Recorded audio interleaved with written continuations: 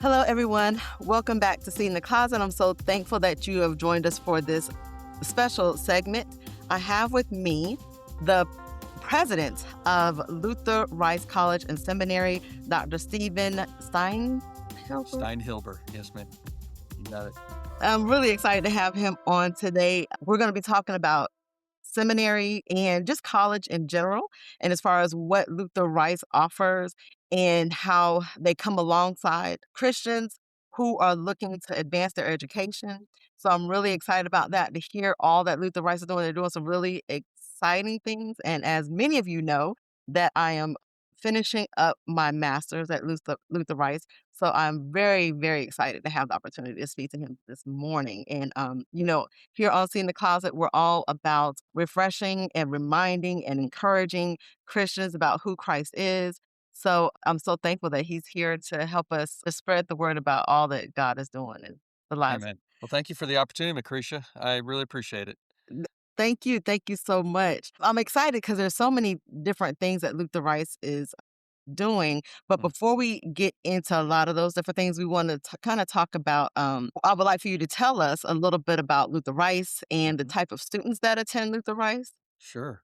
Yeah, we began in 1962, and it was a unique opportunity because our founder knew that there was a need for people to get a seminary education at the time. But he knew that people were not able to pack up their ministry and go to the seminaries that were established, whether it be the Southern Baptist seminaries or whatnot. So our founder in 1962 decided that there needed to be a distance education option. So he was well ahead of the curve. Now, of course, we didn't have the internet back then, so we did it through correspondence mainly, where you would mail in your assignments and you'd get them back graded and so forth. Now, we did have a location in Jacksonville. That's where we started, and a lot of folks, including Charles Stanley and Jerry Vines and Stephen, some of the great preachers of the time, they went and attended there in person and did also the distance education. But that's carried forward to today. Now, obviously, we do it through the internet, and I tell people we were doing online education before it was cool, right? I mean, because really what happened was COVID changed everything. Everybody got into it, and now everybody's delivering it to some extent. And when people say, "Well, what makes you unique anymore at Luther Rice?" I say, "Well, we're well ahead of the game in online education, right?" So there's a lot of schools that are just starting to get into it, and they're gonna get better over the time, but we've been doing it for over 20 something years. We bring a personal attention to it, and I hope you can appreciate that, Macretia, the student focus, and it's just extremely flexible. Our average student still right now is a non-traditional student. So I'm looking at you, you're looking at me. We didn't just come right out of high school, you know?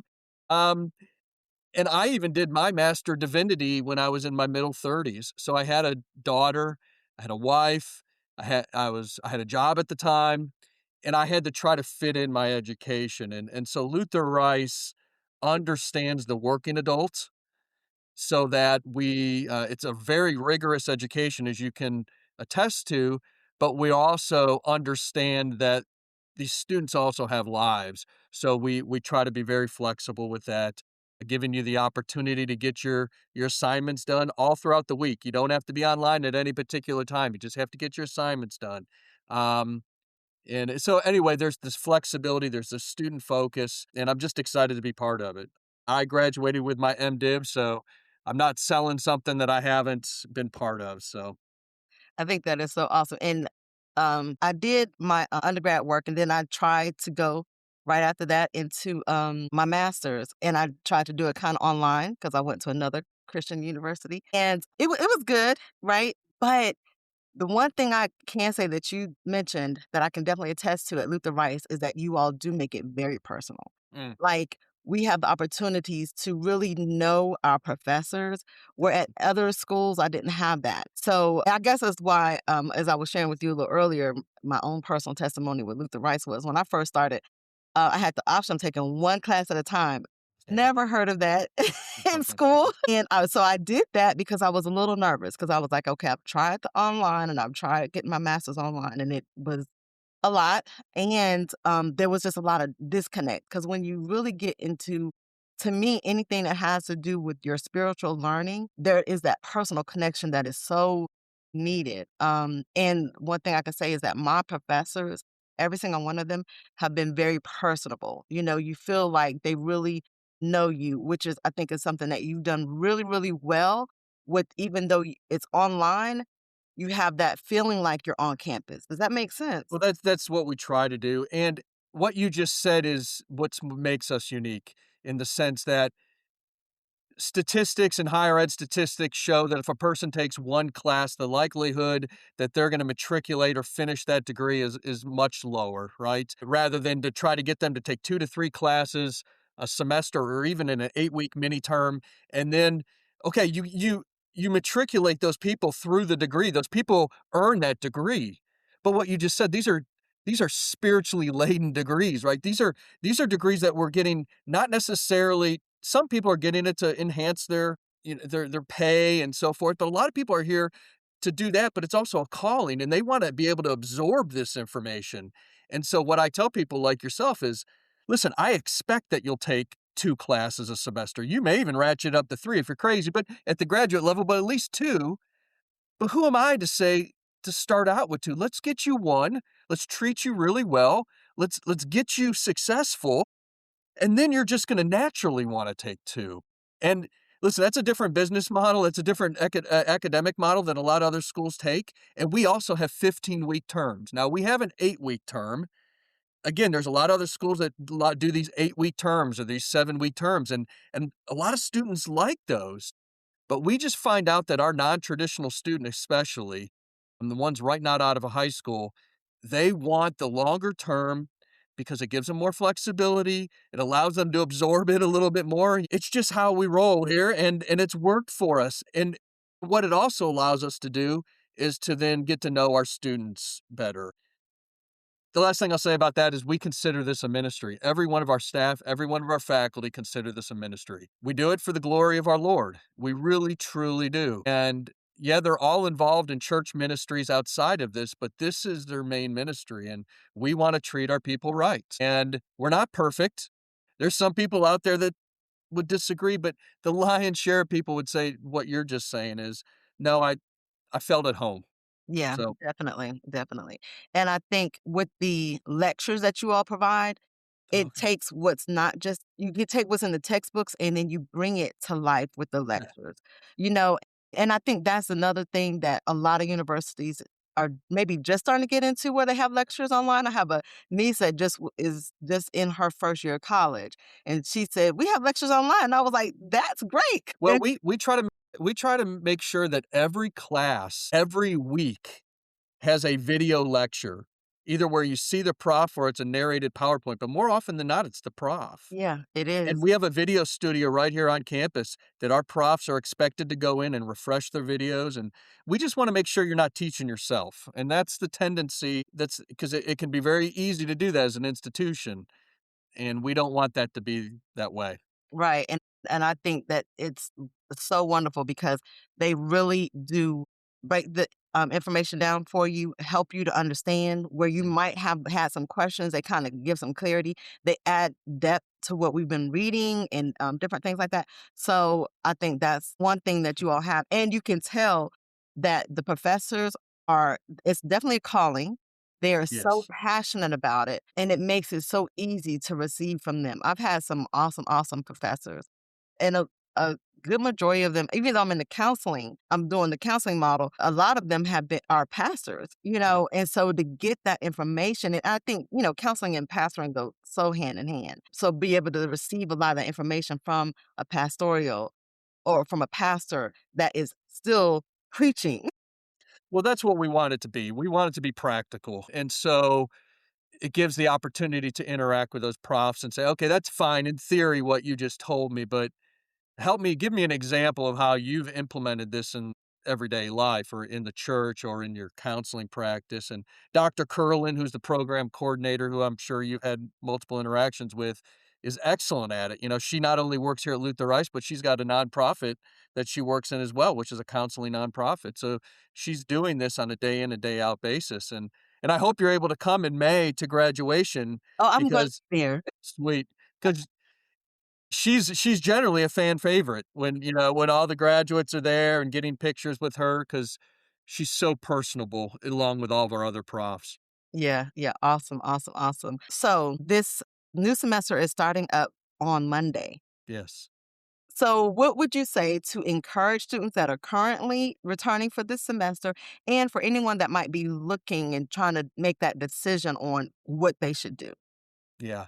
So to the students who are starting in on Monday, I've been there with you. You know, you're thinking, "Oh man, this has been beautiful. I haven't had to take classes almost the whole month of December. It's been a great break. Now I have to get back into this." And it's just a matter sometimes of perseverance. That's what it is. Just I understand, and I talk to people all day long, every week, every month, and I was one of them where I felt that I had a call on my life. And what I needed was an education to take that call to where the Lord wanted me to be ultimately. I tell students, forget that call. Don't forget the reason you made that initial contact with Luther Rice. Don't forget whether it was an email, whether it was you clicked the I need more information button. Don't forget when you applied. I'll never forget the time I applied and I called Dr. Prey in admission, who's still here today, and he encouraged me. I was going for my master's and I had my undergraduate in accounting. And I said, "Do I have to go do my undergraduate in biblical studies again?" He's like, "No, no, you go right into your master's." You know, it was so refreshing to me because I was almost not ready to start because I thought I would have to start over. And all it took was a call. And I remember that weight lifted off my shoulders. So I tell students, just remember the initial call. And it's just like anything. It's like jumping into a pool after you've been out for a while and it's a little cold. It's going to sting for a second, but you start moving around, you start getting around, you're going to warm up and you're going to remember why you're there. And if there are students that are thinking, "Oh, I'll just wait to the next semester." I've heard that a lot, and oftentimes there's a good reason for it. There may be an illness, there may be something you have to take care of. I totally get it. Again, when we're dealing majority with non-traditional students, listen, we're gonna have those things come up all the time. But it's like anything else in life, there's never a perfect time to start, and sometimes you just have to jump in. And what I can tell you and what you've attested to people is we're gonna be there to help. We're not gonna let you do this on your own. Now it's gonna involve work on your side for sure, right? But Yes. we're not going to just take our hands off and say, "Okay, Macretia, we'll see you in 15 weeks. Hope you did a great job." So you can do it. Listen, you and I did it, right? Come on. Right, right, Listen, anybody that's considering it, maybe spring's not your entry point. Maybe it's too late. Maybe you're saying, "I can't get in that, that soon." We do have an 8-week mini term that starts in March. My recommendation is if you're a new student, don't start in an 8-week term. right. Then come in the summer. Summer starts at the end of May. Fall starts in September. Listen, this is a marathon. It's not a sprint. And we want you here if the Lord wants you here. Yeah, that's awesome. I did start in the spring because it was the beginning, and I had hesitated, and I was like, okay. I Yeah. love the fact that there are 15 weeks because it does let you kind of breathe in the material and take it all in. But I've also taken some summer courses over the summer, and so that's one thing about it is that y'all are so flexible. There's so many entry points, but you don't have to feel like you're being rushed. Let me ask you this, Macretia. Have you been able to apply what you've learned just immediately to either your everyday life or in church? I mean, how practical is the information that you're getting here? It is extremely practical. And I would say this because I was gonna ask I wanted us to talk a little bit about calling because people could feel like, well, my thing was I don't feel like I want to be called a preacher or anything. Not just because I'm a woman, but because I felt like it was so much more personable, but I didn't know what it was called. I did feel God tugging on me, but I wasn't sure like, well, what exactly is that? So when I started and taking my classes and all those different things like that, I do work at my church, but before that I was a volunteer for years. When I began doing some classes and different things like that, facilitating classes and stuff like that. So going to Luther Rice and learning the material I've learned either about some of my classes on Old Testament, different things like that, and especially the counseling portions. When I do the classes and I facilitate classes, I facilitate a grief class that we have here, phenomenal. Like just the information that I have and how to respond and things to look for and being so much more than that though is being in tune with the spirit because the professors are always speaking from a place.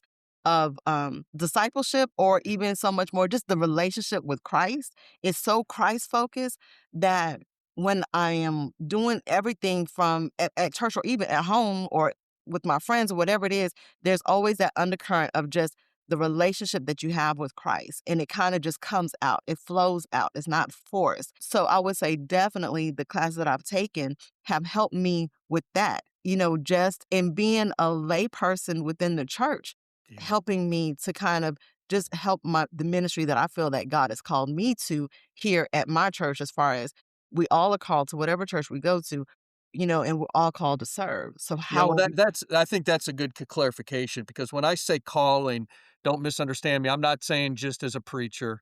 I'm saying that the Lord has given each one of us gifts, the Bible says, and those gifts are to be used for His glory. And then, so I believe wholeheartedly, and I'm an example of it, it's worked in my life and I've seen it work in your life and others, is that then there's this thing called Christian higher education that could come alongside you and undergird you and prepare you and help make those gifts flourish, right? Yeah. And so I'm a perfect example in the sense that I was called out of the business world. I was in the secular world. I was an accountant for a medical device manufacturing company, and I felt the call to go into full-time ministry, and I left my job. But I didn't have the call to preach necessarily. Now I do preach, but I did not know exactly where. But what I tell people and what I did was I went and got an education. And then through that education, I was able to discern where my strengths and weaknesses were, and then I think just through obedience as well, the Lord was like, "All right, I'm gonna start showing you where I really want you to be." And I mean, who would have known I'd be right here talking to you, Macretia, on January the 14th, 2026 as the president of Luther Rice. I mean, it's just crazy. Yeah. But it all started in my life with the obedience to him saying, "Okay, Lord, I'm gonna follow you.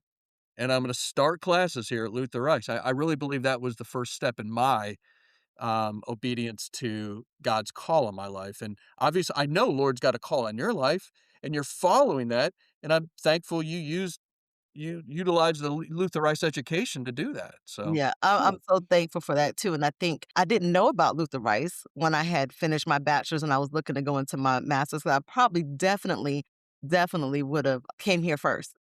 Well, hey, listen, we've got you now. Right, right, and but, it's always in God's timing, because Yeah, I was like, he's so, just how he orders our steps, that's right. and when you were saying about, that calling and you don't really know, it made me think about Abraham and how Mhm. he didn't know. God said, Yeah. "Hey, I want you to go." And he went. He wasn't sure exactly where. And that's how God does us a lot of times. It's just, will we just follow him?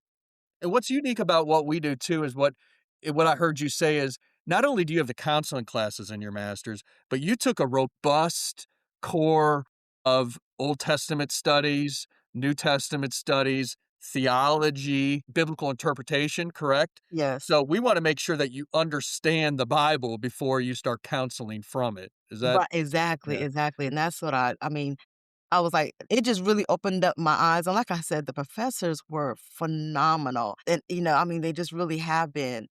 So having them to teach you how to really get into the Bible and study the Bible and all those different things and putting the timeline into place and understanding all those different things when it comes to counseling, it has made it so much easier to be able to recognize God's move. Mhm. You know, Well, you just did it. You referenced Abraham, and that's beautiful, right? Like had you not had that undergirding, you would have come at it from another way, and you referenced the truth, and yeah. so that makes me excited as a president for sure, so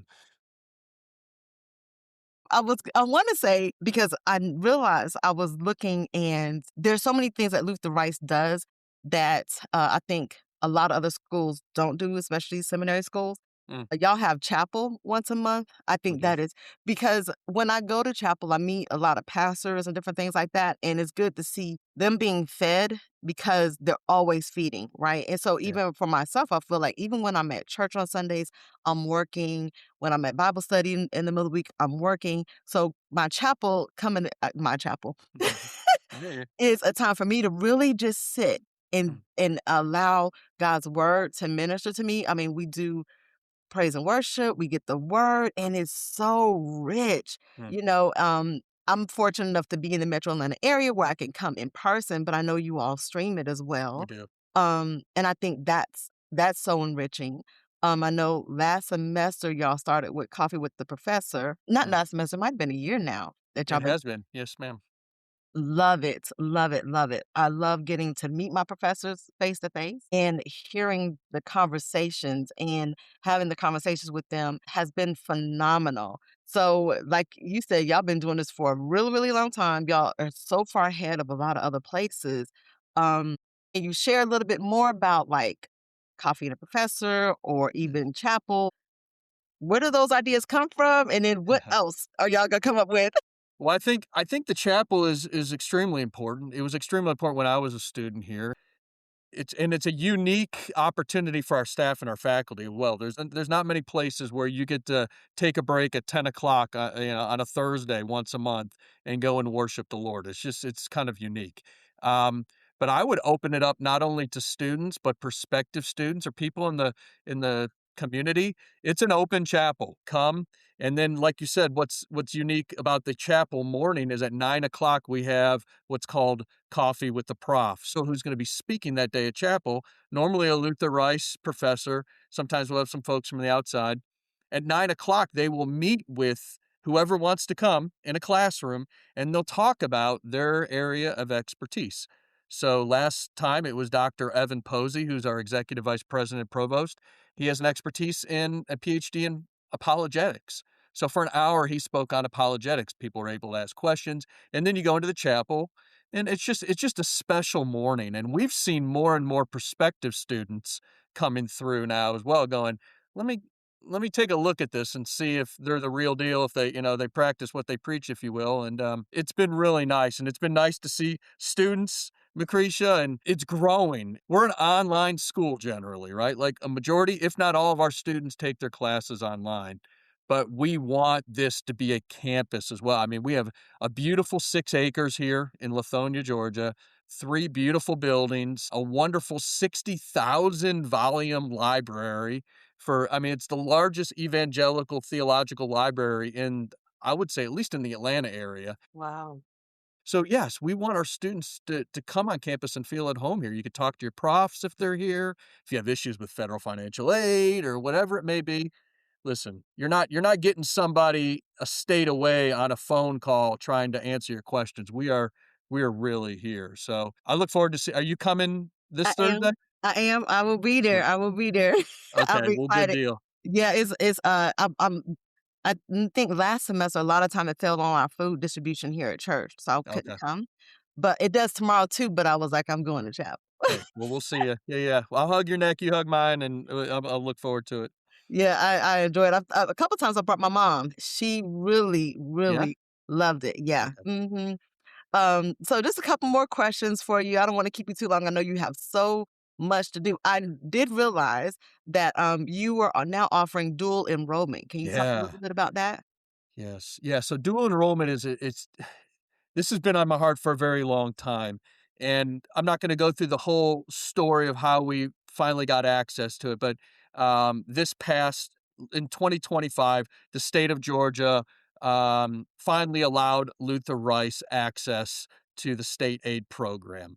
That includes so at undergraduate level, let's say you're an undergraduate student here and you're within 10 years of graduating from high school, you have access to what's called the Hope Scholarship. Many people in the state of Georgia know what that is. That pays for a significant portion of your undergraduate schooling if you have a 3.0 grade point average or above. So that helps a ton of our undergraduate students. And then what it also gave us access to, Macretia, was the state-funded dual enrollment. And this is so important because I believe we need to be not only concentrating on the non-traditional students, which we do, but the next generation of Christians. And there are so many young people right now that are in high school that are 11th and 12th graders who are taking dual enrollment at state schools like University of Georgia, Georgia Tech. Some may be taken at some Christian schools around the state. And the way that works is 11th and 12th graders can take up to 30 credit hours per year. So it'd be a total of 60 credit hours over the course of your high school, 11th to 12th grade year. And the state of Georgia will pay for it as long as you maintain the grades and you complete the courses. So there's many high school students right now that are coming into, they're graduating from high school, coming in as juniors into school, and the state of Georgia's paid for The first. those 60 credit hours. And we're as a school going, well, hold on a second. We want to be part of that. We're SACS accredited just like everybody else. But the difference that we bring to the table is we teach rigorously. I mean, same content. Yeah. Listen, we're not teaching a different English. We're not teaching a different math. We're not teaching, but what we're doing is we're teaching it from a biblical worldview, from a Christian worldview. And so if there are parents out there right now or students where that matters to them, and they say, I want a rigorous education. I want one that's SACS accredited, that's going to be able to transfer, but I want it to be from a biblical worldview, then we're an option for you because you can do it online. You can do it you can fold it into your schedule, and you're going to get the same access to the professors that you have. And it's just a beautiful thing. So we started in fall of 2025, and then we've already doubled our enrollment for this spring, which is amazing. We've started partnerships with several Christian schools and high schools around the state already. So if there's any schools out there that want to partner with us, anybody that's interested, homeschool students, we get a lot of interest from homeschool students. It's just neat. It's neat because it's the next generation that we get to pour into. I was really excited when I saw that. I was like, "This is so awesome." I have 2 high schoolers, one is a junior and one is a sophomore, Okay. and so my junior is right now she's taking AP classes.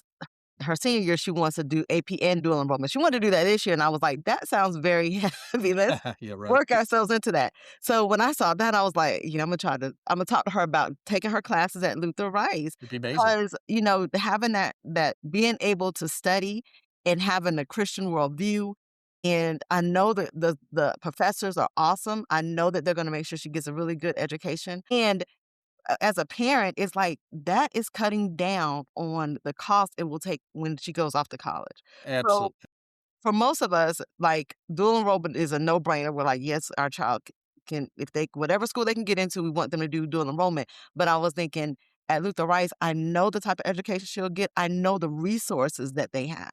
Abs And again, the same professors, all of our professors, uh, I would say high 80s, low 90s, have a PhD in their respective discipline. So when a student is taking an English class in dual enrollment, that professor has a PhD Right. in the area of English. So they're at the highest level of education. And not only that, they're a Christian and they're a believer and they're going to love on that student and they're going to encourage that student and they're going to and then they're going to treat them as others would want to be treated, is which Christ said, right? That's Right. our mandate. So it's a win-win for everybody, and the state pays for it. So Yeah. it's a cool option. We're just getting started, and it's going to be very helpful for students like you, Macretia, to encourage your kids to come, because then that just builds the confidence. Yeah, yeah, and I think Yeah. it's so I think it's I mean, it's just really, really awesome, and that's one of the things that also keeps y'all kind of ahead of the curve. Yeah, there's a lot of state schools that have been doing it, but not a lot of seminaries. I haven't seen a lot of seminaries No. offering that, and that's great, right? Because there might be children that are in high school that already know what they wanna go to and already feel that calling. My daughter does FCA, Mm. so she's around Christian athletes all the time, and you should hear those kids. So they would, they might feel like, okay, yeah, I want to do that for dual enrollment or even, whatever, however it takes them. But just Yep. having that opportunity in their dual enrollment and it to be local, and to be able to do that is just phenomenal. Yeah, and we've got students right now that aren't even called to ministry. They're just saying, "Hey, I'm a Christian, and I want to take my dual enrollment classes at Luther Rice, and I want to go be a vet, or I want to be a Right, doctor." It's right. like, "Hey, that's great. Take your gen ed courses here." And then we started what's called an Associate of Arts and General Studies. It's an Associate of Arts degree. It's only 60 credit hours. It's just all general studies. There's no Bible in it. And you'd be like, why in the world would a school like Luther Rice offer that? Well, there's a significant number of students that go to community colleges because they're not ready to go to the university yet or the college because they don't know what they want to do. And you'll hear them over and over say, I want to get my core classes out of the way. Well, come get your core classes out of the way here at Luther Rice. SACS accredited, same as the community colleges locally. But again, what you do is you get it from a biblical worldview. And then you can go transfer those credits to a finance degree or whatever. But listen, we just started a Bachelor of Arts in Business Administration here as well. I saw The that. Knoll School of Business started this January. And we have already, I think, 11 or 12 students who've applied for that degree. We've got a couple students already. They're going to be taking classes this spring. And our goal is not only to train people for ministry, but also there's a significant number of people that want to be winsome ambassadors for Christ in the marketplace. I was one of them. I was an accountant, and I would go into meetings and I would talk to people. Now I wasn't always evangelizing, right? That's just a misnomer. People are like, oh, well, you just got to be a Christian, you have to be constantly evangelizing in the work. When in the real world, that's probably going to get you fired because you have to do your job too, right? But there are times to witness to people, but more often than not, it's your integrity that shows. It's your work ethic that shows. It's how you treat people that shows that you are a Christian. And what we want to do here at Luther Rice is train people to be the best business person they can be if they want to get that business administration degree, but we're going to teach with professors that are going to inculcate that integrity into that person as well, so that when that person graduates, employers know I want a person from Luther Rice because I know they're going to show up on time. They're not going to cheat. They're not going to steal. They're going to treat people right. So that's what we're trying to do with our marketplace degrees as well, including the dual enrollment. Yeah, I love that. I love that. When I saw that, I was like, that is so awesome because it is definitely, it's definitely needed. Christians in the marketplace. That's how that's one of the biggest ways of evangelizing. And not It that you is. go in saying, you need to be a Christian, but it's so when we're there, our presence and people begin to know and understand and they start to have questions and we can answer them. But you don't want to be a Christian in the marketplace and you don't have the answers. I think when That's right. I worked in the secular world, that was always my concern, so I didn't say a whole lot because I was like, "Well, I don't wanna say the wrong thing," you know? So, having the knowledge and the education to support you in that helps you that when you're in the marketplace, you already know you have this strong degree to do whatever it is that you're gonna do in the Yes. marketplace, but you also have the that biblical foundation to be able to speak also about Christ. Perfect. Thank you. That's exactly you've got it. You've nailed it. You can go on marketing tours with us. Come on. I'm not gonna keep you longer. We've been on here for a long time. I can talk to you all day Me too. because I so love and appreciate. I'm at your disposal. Whatever questions you have, you go for it. Okay. So, what my next thing was going to be, I mean, because you have said so much, I'm just like, Mm, "Oh, wow." Um, so, well, actually, the one thing I was gonna say, I was gonna get ready to close this out. If you could leave one word or one charge yeah. with, students, prospective students, what would it be? Okay. So this is going to sound really preachy, and you're going to say, I would expect this to come from a seminary president, but I truly, truly mean it. Make everything about the gospel of Christ. Okay. It's why we exist. It's why the Lord created us in his image. It's why the Lord, in our fallen nature, he sent his son to die for us. It's about the gospel. It's about the good news because without the good news, it's just a bunch of bad news. And I think often, especially in my own life, I have to center myself over and over again because I don't take pride in this, but it's just I know who I am. I'm a very works oriented guy. It may be just my upbringing. It may be where I was brought up. I don't know. It just maybe just whatever it is, but I'm just very works focused. And I have to always take a step back and say, that's not works help me get through things for sure, but it's not the end all be all. It's not why I exist. It's not why I come to work every day. It's not why I'm the president. It's not why I'm a father. It's not why it's about our Father and our Lord Jesus Christ. Mm. It's so that needs to be the focus of everything we do. And my other recommendation that I've been telling people lately, and it's been evident in my life, is outside of your work, wherever, let's say you're not in full-time ministry, okay? Let's say you work at a bank or you're a counselor or whatever it may be. Get involved in your church. Have some involvement with ministry. Let me boil it down to this. Get involved with helping people. Outside of your work, outside where you get paid for it, outside where you have to do it. Because there is something rewarding, and it's certainly biblical, about helping people, treating others as you'd want to be treated, not for the sake of a paycheck, not for the sake of recognition, but just doing it because you love the Lord. And that's going to enrich your life. It's going to make you more appealing to others. It's and it's really, at the end of the day, it brings glory to the Lord. So do everything for the gospel. And again, it sounds preachy, it sounds trite, but I think if you just sit alone and think about it for a little bit this afternoon or tomorrow morning or wherever in your prayer time and go, how can I make my life more about the gospel? And I believe that the Lord will start to show you that and provide opportunities. And He has for me. And listen, I need it all the time because I can get in myself real quick and I can start trying to drive the show. And I have to continuously hand it back over to God and say, listen, you're in control here. It's about your son. That would be my recommendation, Macretia. Hopefully that helps. It does, it does, it does, it does. It reminds me a lot of what my, professors would say.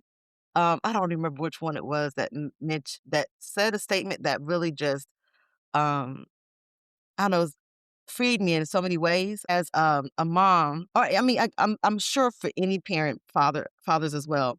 But as your children get older and your life shifts, things Mm. change, your roles change, Yeah. they said that our, purpose always remains the same. Hmm.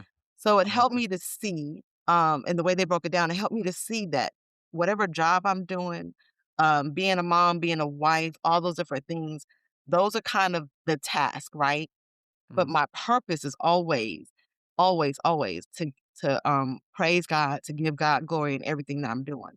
So Yeah. regardless of whether I'm doing it as a mom or a wife or at work, the whole thing is always the same. Our purpose, the whole reason why we're here is to give God glory. Amen. And so it makes a transition between my kids are getting older now, they don't need me as much, they drive themselves and all those other kind of things. And when you become a parent, when you get to that stage in life and you're no longer taking them to school, so you no longer have those conversations, you go, oh my goodness, like Yeah. there's such a change, but it doesn't change my purpose. My purpose is still to give God the glory. It So doesn't. when It you, doesn't at all. yeah, And just let's keep reminding people of that because people need to hear that. You would think that that would be central to every Christian, and it is. It's in our heart. We know that to be true, right. but sometimes we need to be told that or reminded of that because so quickly other things can take over. It has been such a pleasure. I hope we get to do this Me again. too. Me too.